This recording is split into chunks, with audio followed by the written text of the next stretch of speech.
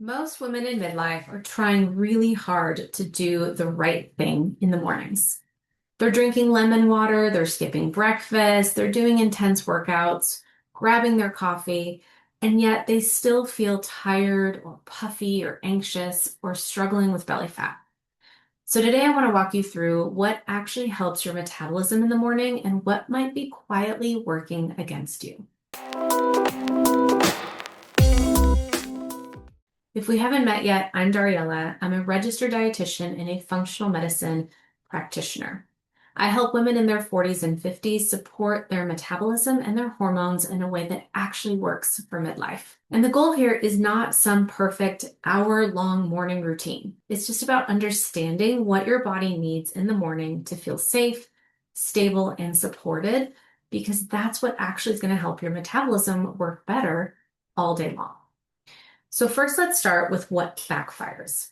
One of the biggest things I see is coffee first thing in the morning on an empty stomach. Now, coffee by itself is not the problem. For a lot of women, the issue is timing. In the morning, your cortisol, which is your main stress hormone, naturally will start to rise when you wake up. That's super normal. But when you add caffeine on top of that without any food, it can actually create a bigger stress response. Now, for some women who are pretty chill and have a regulated nervous system, it's not really going to affect them that much. But what I see with midlife women, we're already very stressed out. We already have very sensitive nervous systems at this stage of life. So having caffeine on an empty stomach can actually make you feel more jittery, shaky, anxious, and makes you hungry later on. It can also make your blood sugar less stable, meaning that you're more likely to have this mid-morning crash. You're going to crave sugar later, and then your energy is going to be all over the place the rest of the day. Another thing that often backfires is skipping breakfast or waiting too long to eat. Now, a lot of women do this because they've heard about intermittent fasting or that fasting can be good for metabolism and weight loss. And that can be true for some people. There's a time and place for fasting. I'm not completely against it. But for a lot of the women I work with in their 40s and 50s, they're already super stressed out. They're already not sleeping well. They're already dealing with cravings and belly fat and all these different metabolic things. And fasting can sometimes make those things worse. So when you go too long without eating, cortisol is going to have to kick in order to elevate your blood sugar.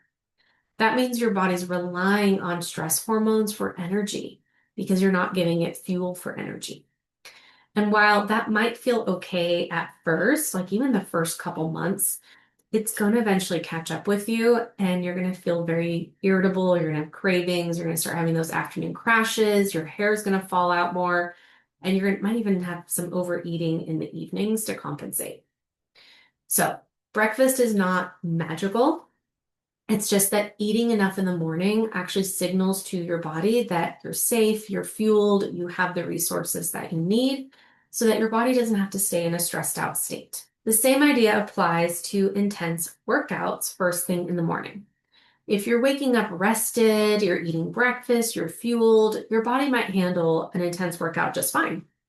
But again, for many of the women that I work with, they're piling this super intense workout on top of poor sleep, an empty stomach, and a super busy nervous system that has not relaxed in months.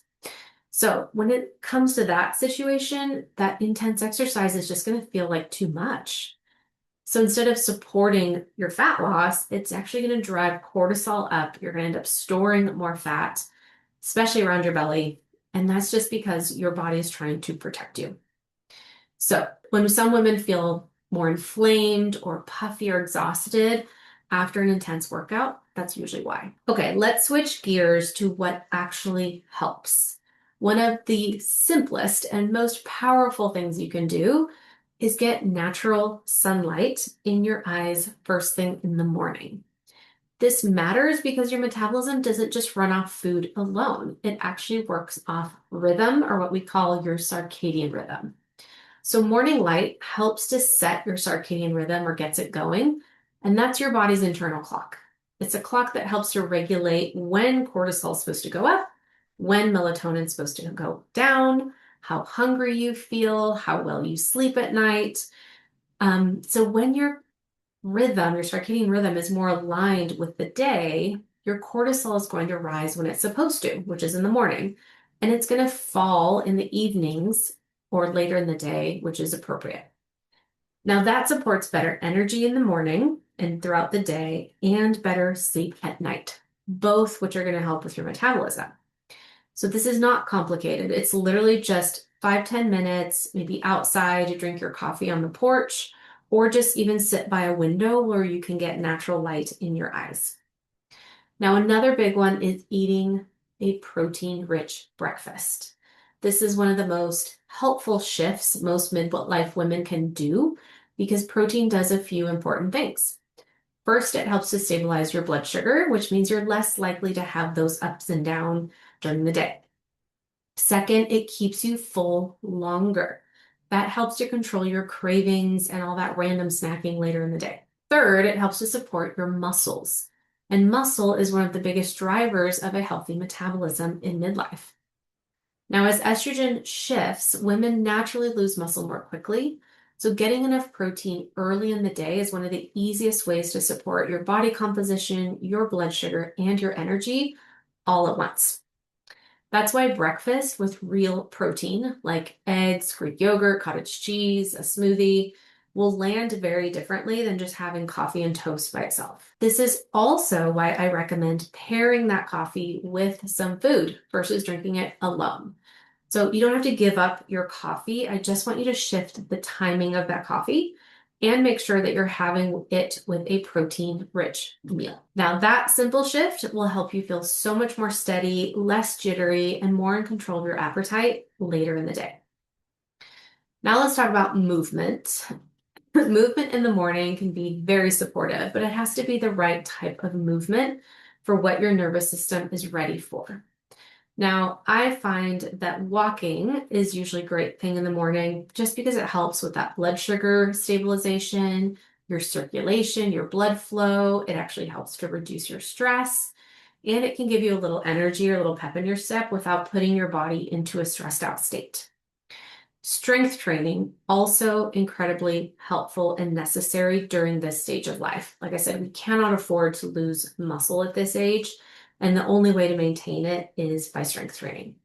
That's also going to improve your insulin sensitivity and your long-term metabolic health. And of course, I always recommend some gentle mobility, some stretching or yoga, anything to just keep your body functioning at its best. Now let's shift to hydration because this is also important. It's not just your coffee, your food, your exercise. A lot of us wake up a little dehydrated, and even mild dehydration is going to impact your energy, your digestion, and how you feel overall. So water can really help with circulation and bowel movements and energy, but I'm really big on adding a little mineral support to that water. So that could be trace mineral drops, that could be a pinch of sea salt, that could be a little coconut water or some source of potassium.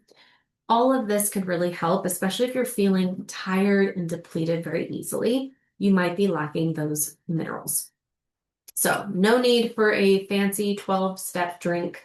Literally a pinch of sea salt in your water or a splash of coconut water in there would really help. So when you're putting all of this together, the best midlife metabolism routine isn't really about doing all these extra steps.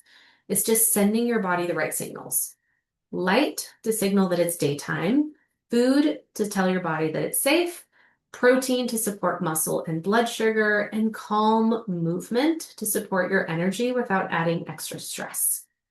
And of course, hydration just to get the day off to the right start. Now, this is exactly what I focus on inside the Midlife Metabolism Collaborative, which is open right now. Your metabolism does not need more restriction or more intensity. It just needs the right inputs in a consistent pattern. Inside the collaborative, I help you build simple routines like this that actually can fit in your life and support your body long term. So if you want more structure and support, just join me by clicking the link down below.